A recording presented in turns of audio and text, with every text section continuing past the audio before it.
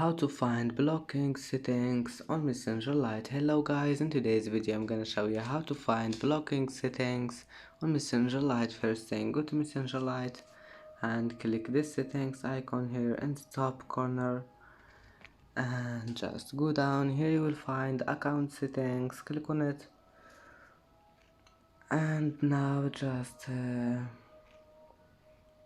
go down until you find blocking, click on it, and as you see here you can manage your blocked users, and you can block anyone else if you want, and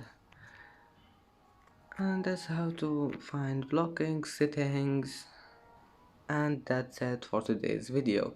If you like this video, please don't forget like and don't forget subscribe, and thank you for watching this video until the end. See you in the next video.